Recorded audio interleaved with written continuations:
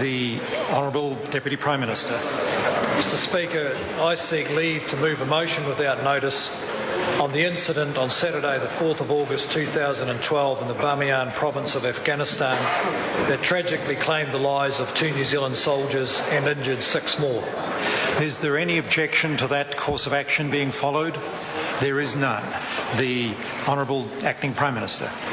Mr Speaker, I move that this House express its deep sympathy and condolences to the family, friends and military colleagues of the New Zealand Army soldiers killed in Afghanistan on August the 4th, and also express its sympathy to their 6 injured colleagues and its best wishes for their recovery.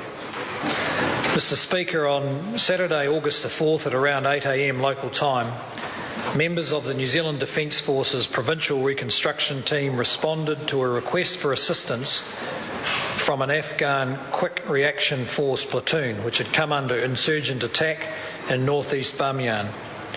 A New Zealand Defence Force patrol was immediately mobilised and assisted in engaging the insurgents until a second NZDF patrol arrived. It too came under attack, during which some of our personnel were wounded. 2 further New Zealand patrols arrived, and during the ensuing firefight, the NZDF sustained more casualties, including Lance Corporal Rory Malone, who was killed at the scene. 7 wounded were evacuated, and the most seriously injured soldier, Lance Corporal Prali Durra, died en route to hospital. Mr Speaker, this incident has served as a tragic reminder of the risks that our men and women in the services face every day in unstable conflict zones. Rory Malone and Prali Durra are the 6th and 7th Kiwis to die while working selflessly on behalf of New Zealand and the international community in trying to stabilise Afghanistan. These Kiwis are willing to risk their lives defending not their homeland but strangers in another country. We could not ask more of them. We could not expect more of them. The government has received messages from many other governments and leaders who understand the terrible sacrifices that are being made in Afghanistan as we collectively do our best to create a functioning, stable society there. We have always known that the task is both vital and dangerous. I know that for the Defence Force and their families, accepting that there are risks in the job is part of daily life. However, I also know that the knowledge that does not make it any easier when the knock at the door that they hope will never come does come.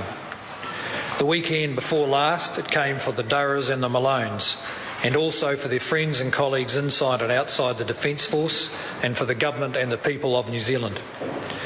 On Saturday, I attended the memorial service for Prali Durra and Rory Malone, and the more I learned about them, the more heavily their loss weighs.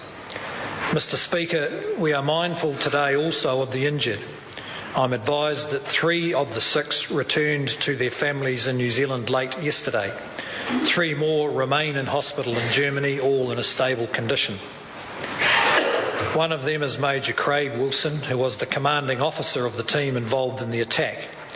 He has strongly praised the courage and the performance of Lance Corporals Durra and Malone in the combat engagement that claimed their lives.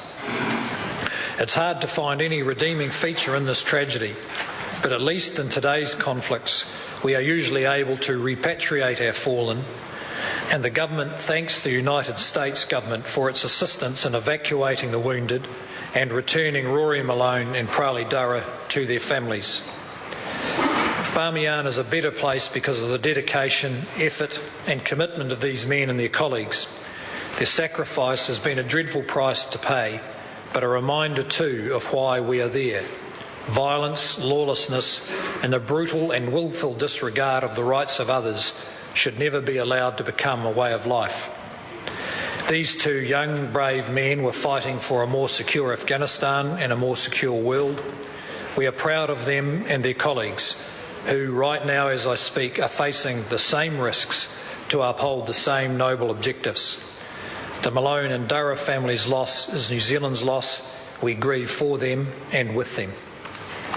The question is that the motion be agreed to. The Honourable Leader of the Opposition.